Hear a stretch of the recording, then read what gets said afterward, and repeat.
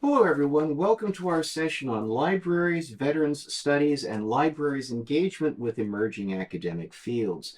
This is the disembodied voice of Bruce Pensick from the University Libraries at Virginia Tech. Despite appearances, this is not our entry in the 2023 prize for the most keywords in a session title. The long title is descriptive of what we'll talk about. First, how the University Libraries at Virginia Tech grew services along with and influenced the shape of a research agenda that was emerging in many places as military personnel, their families, and contract employees dealt with returning from wars in Afghanistan and Iraq. Next, how the resources developed at Virginia Tech became literally points of contact, nodes, around which a network outside our university gathered. And finally, where library and publisher-based modes of scholarly communication in this field might build on that foundation, possibly complementing researchers' hopes, possibly imposing reality checks. While we will focus on veteran studies in Virginia Tech, we hope this recorded talk and the live Q&A will help you think about the ways you, librarians, publishers, and vendors, can detect and give shape to other emergent scholarly trends and their needs.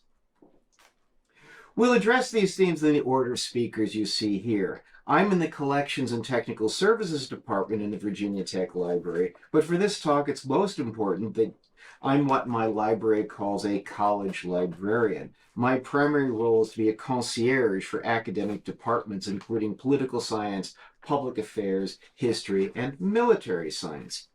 I'm a civilian whose interest in understanding veterans came from trying to figure out the very different expressions of veteranality I saw among my brother, two cousins, and a dear friend who were all involved in the U.S. conduct of the Vietnam War circa 1969-70. My talk will be a first-person account of an initiative we call Veterans in Society that culminated in the creation of the Veterans Studies Association. Then I'll hand over the session to my colleague Jason Higgins, an active veteran studies researcher and teacher who also works in the library's publishing unit, notably with the Journal of Veteran Studies. He in turn will hand over the session to Michael McGandy, director of the University of South Carolina Press, who has scoped the Veterans and Military Studies domain for his press. He is also one of the organizers of the 2024 Veterans in Society Conference this coming March on his campus in Columbia, South Carolina.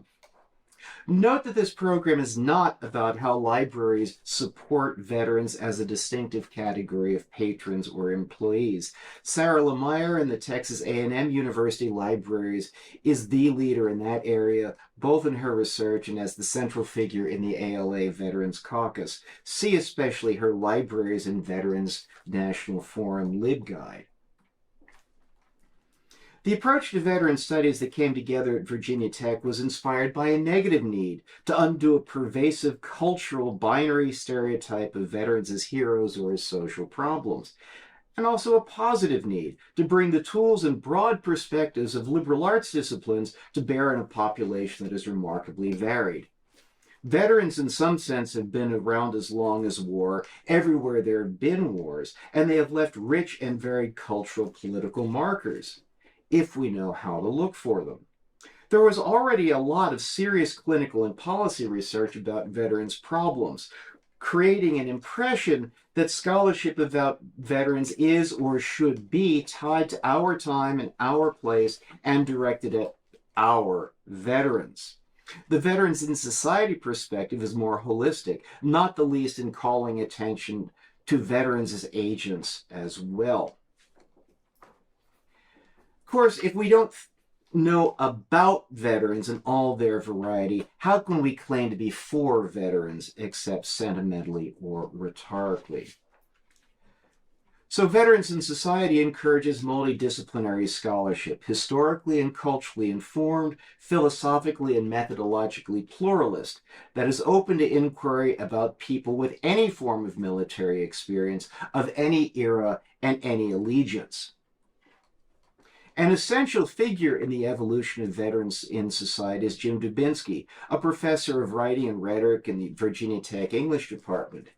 He is a retired lieutenant colonel in the U.S. Army, a Cold War veteran.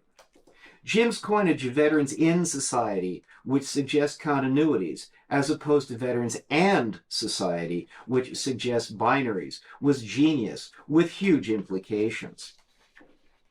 Eric Hodges is raison d'etre of the Veterans in Society initiative. He's a lapsed enlisted Marine who is a PhD student in one of my liaison departments, which is where I met him.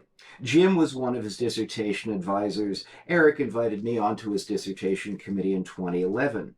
At the time, his project was still generic. How might military experiences influence what veterans think and do as citizens? As you can see from the inset, we narrowed it to one relatively narrow, uniform military experience, boot camp. Eric did an ethnographic study of Marine alumni and drill instructors at Paris Island, and his interviewees, in fact, included at least one employee in my library. But literature on which to frame his dissertation was thin and dispersed, so he set out to bring sources of literature to him. Jim would call this the power of convening, and it's something libraries can do remarkably well. Meanwhile, Eric, Jim, and I worked with the Virginia Tech Student Success Center and other campus partners to create the first Veterans in Society conference. The Dean of Libraries was an early and substantial underwriter, and remained so for all the local VIS conferences.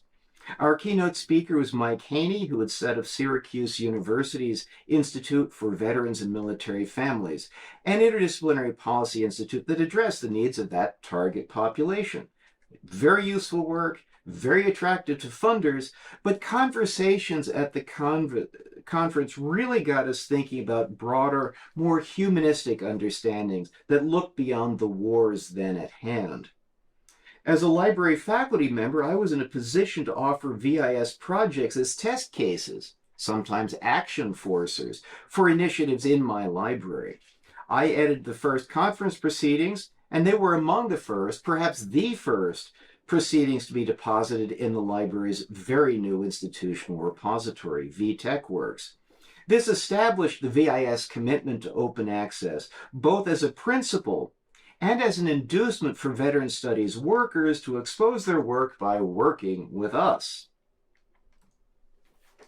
The Charleston session Brodsky and I did 10 years ago raised similar questions to the Charleston community as his session had at Merrick, but we added something of a progress report, given what we'd learned from the first conference. In many respects, the 2014 conference is paradigmatic. With an explicit humanities theme, we added live theater and 2 film showings, cementing creative arts perspectives and scholarship as signature events in the VIS way.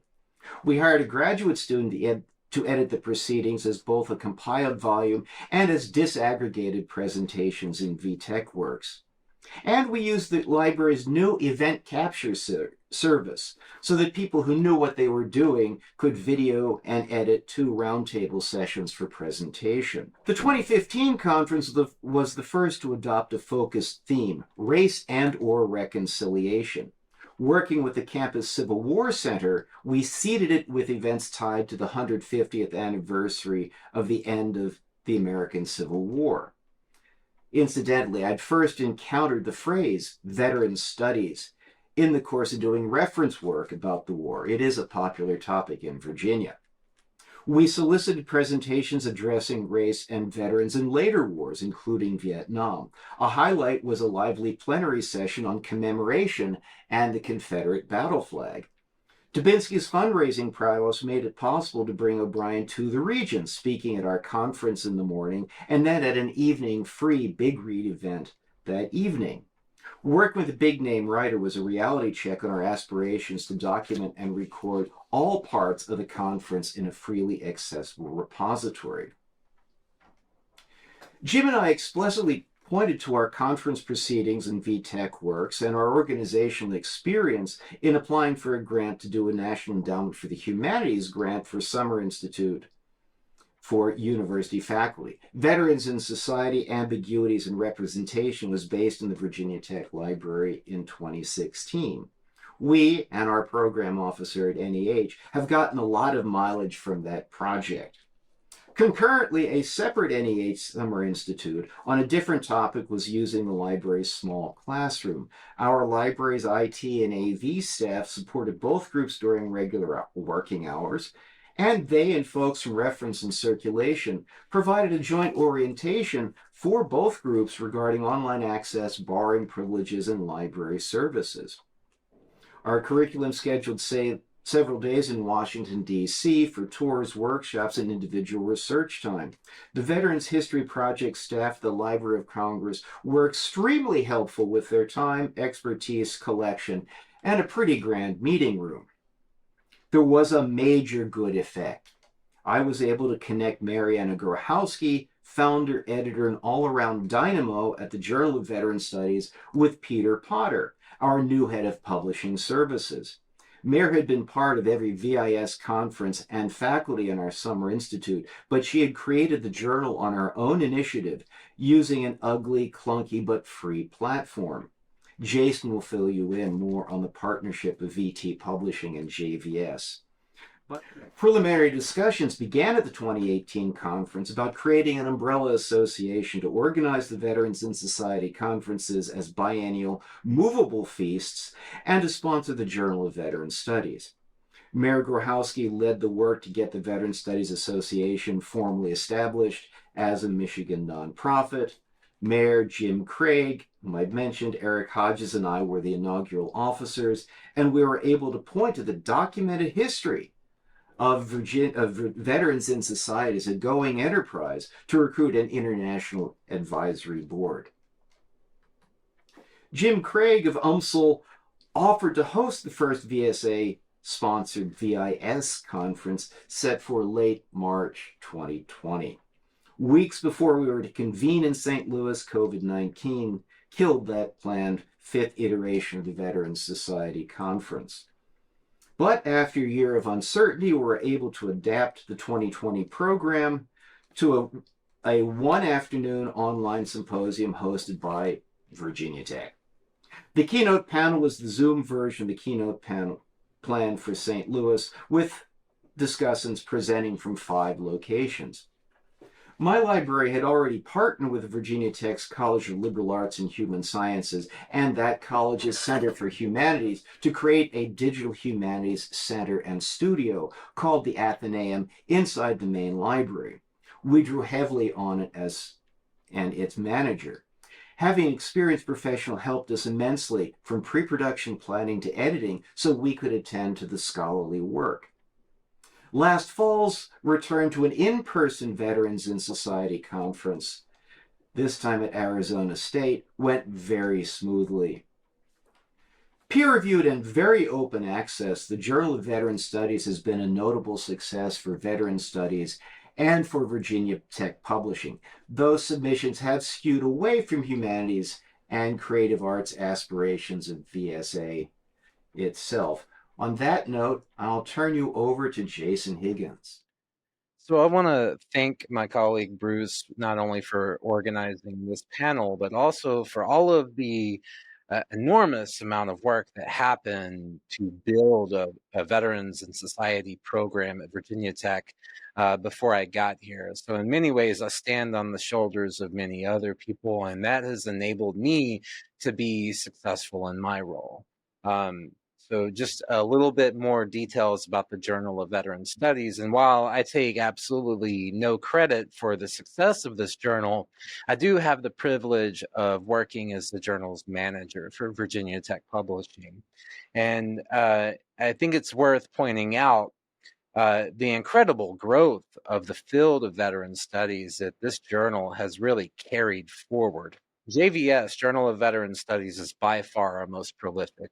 They average more than 50 articles per year. I am a scholar of veteran studies before I really realized that there was a name for a field called veteran studies. So I got started doing oral history interviews as an undergraduate, and veteran studies is a huge area within the field of oral history. Being able to bridge the divide between civilians and veterans, because I am myself a civilian, I have not served in the military, although I've had the incredible honor of recording and documenting more than 120 veterans' histories throughout my career over the past 10 years or so.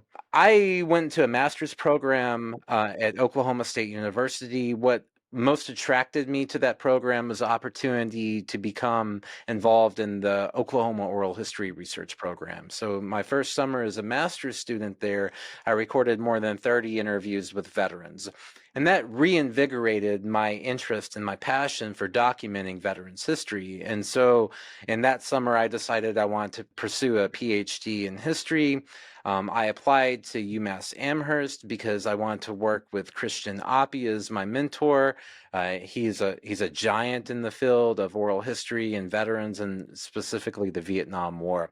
I attended a graduate student conference in 2016 and presented some of my work on incarcerated veterans at this conference.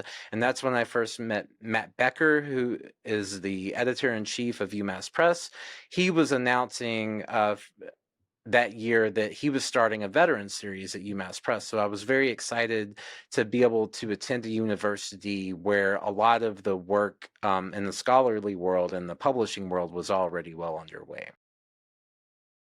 So as a graduate student at UMass, as a PhD student, I got to meet pretty regularly with Matt Becker. He really fostered my understanding of the publishing world, and he presented an opportunity to help shape the veteran series at UMass Press. So I collaborated with a mentor who was also on my thesis board at Oklahoma State University, John M. Kinder, who had already published a book on disabled veterans from the First World War. And we decided we wanted to amplify the voices of veterans who are often invisible in the archives, those who aren't often pictured whenever we imagine what a veteran looks like or what they stand for. So we put together a panel presentation on marginalized veterans in modern American history.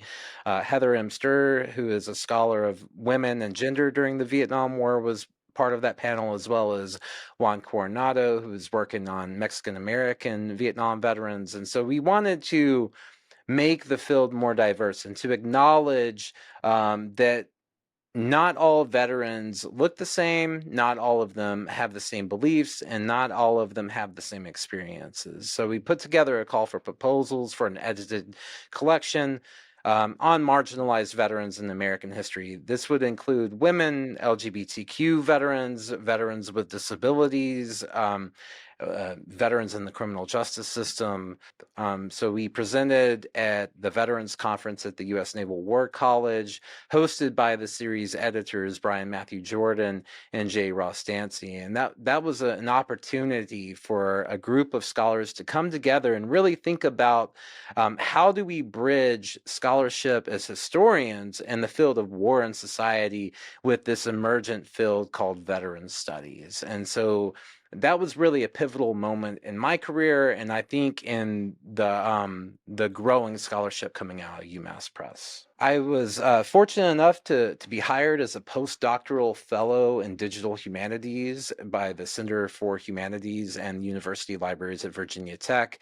I started after finishing my PhD in August of 2021, and our co-edited volume was published the following summer. So in July of 2022, we published Service Denied, which again includes the voices of veterans who are oftentimes not represented in the archives. And we really actively sought to take those voices and groups of people out of the margins of history and put them at the center of our focus.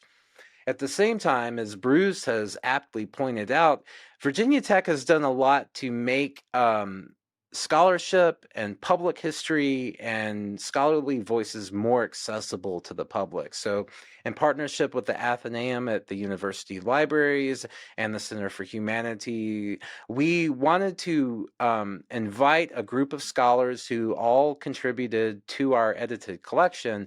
Conversation is now available to anyone through YouTube, and that took a lot of work, a lot of groundwork, a lot of people behind the scenes willing to put forth the effort and the resources to produce high quality video production and make scholarly knowledge more accessible. So my first monograph, Prisoners After War, will be published by UMass Press in its veteran series, but there will be an open access ebook available for free thanks to a TOME grant. That's a Toward an Open Monograph Ecosystem grant that was generously supported by a library coalition and library publishing coalition and Virginia Tech.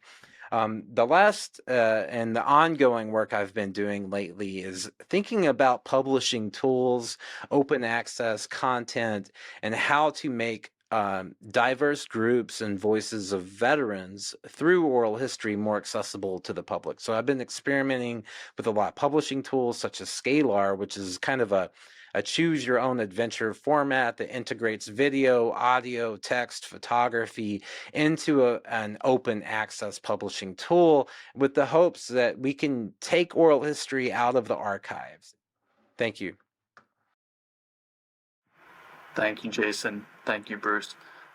Both of you have done a massive amount to contribute to this field, and I think the one way of setting up what I need to say, or what's important for me to say, is that, how is it that someone who, of course, knew that veteran studies existed, but has not put in any intellectual time, any scholarly time, and had not developed any book in that area in his more than 20 years in scholarly and nonfiction book publishing, within a few months of arriving here at the University of South Carolina Press's director decided that we should make a list in veteran studies. So my talk, I want to consider the rationales and the processes of thinking by which a publisher will engage in an academic field, and what are the conditions that make wanting to start a list or a series feasible, and potentially at least break even, if not profitable. And a lot of the answer there is, of course, all the work that both Jason and Bruce have described. Creating an organization that's dedicated to fostering the scholarship and calling annual meetings, maybe not every year, but on as enough of a regular basis as you can as you're bootstrapping your way towards it.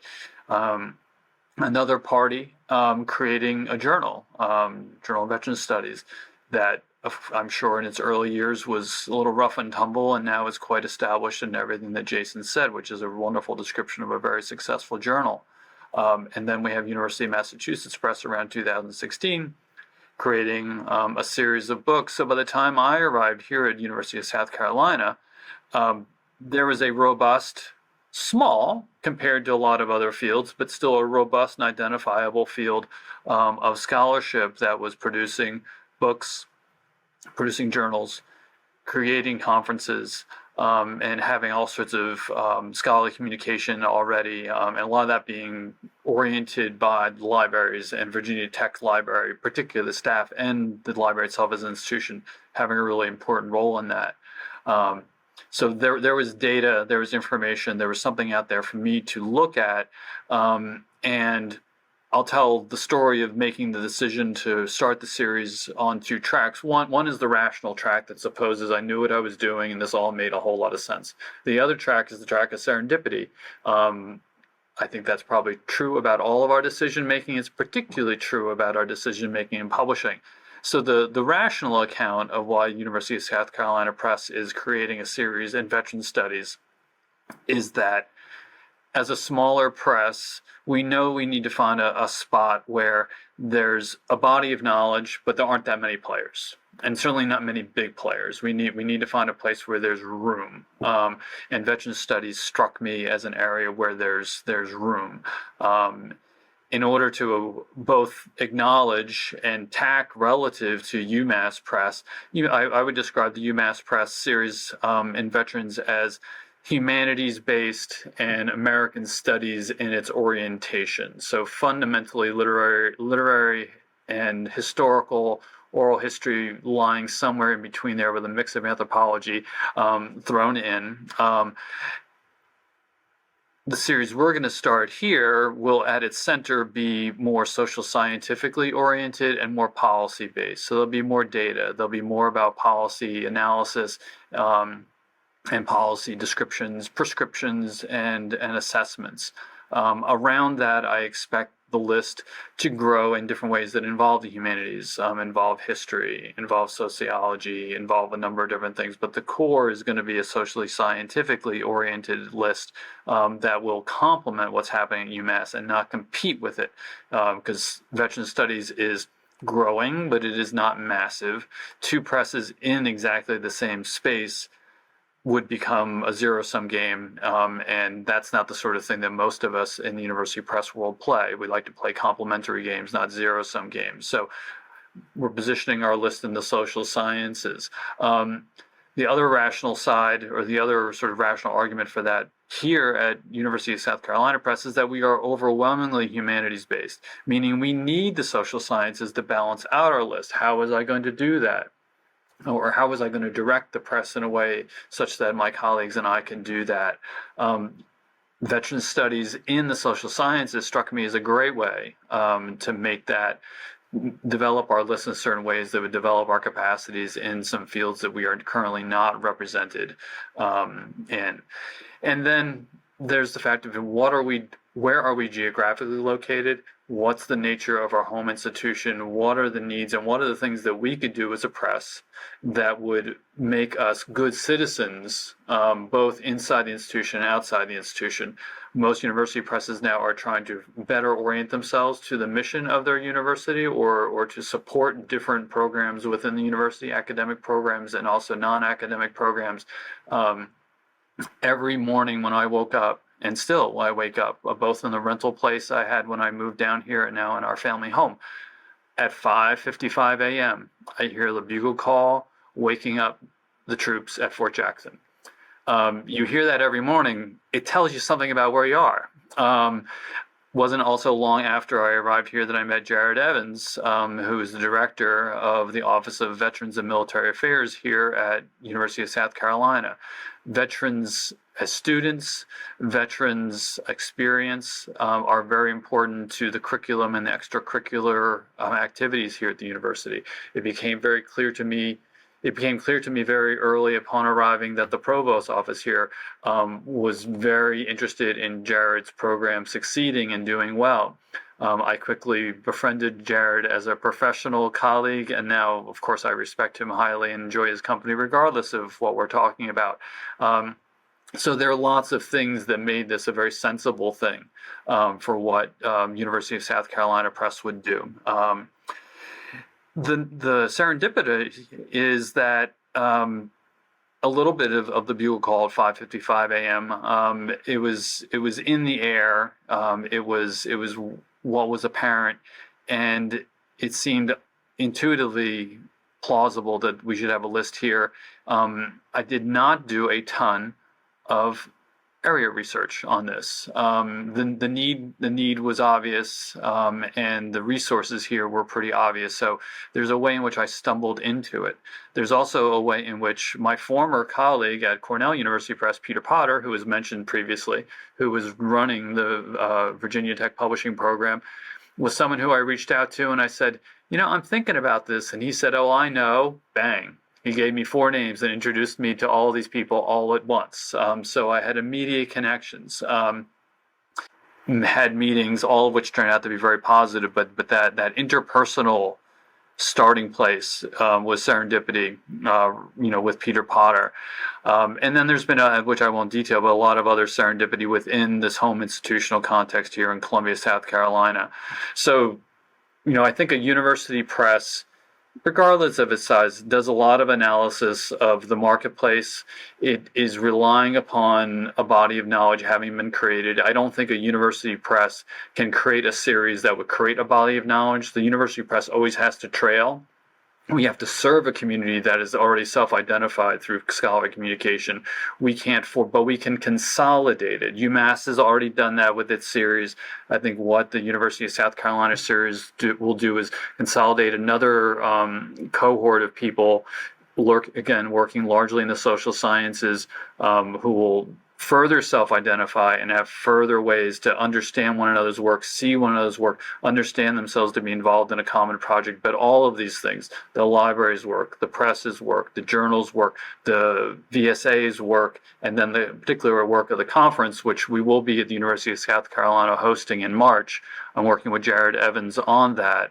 All of these are ways for scholarly communication to become concrete, for the societies, the social groups, and the investigatory groups to recognize one another, and in that way become fully what they mean to be, which is an enduring, ongoing tradition of the generation of knowledge and the critique of those generations of knowledge.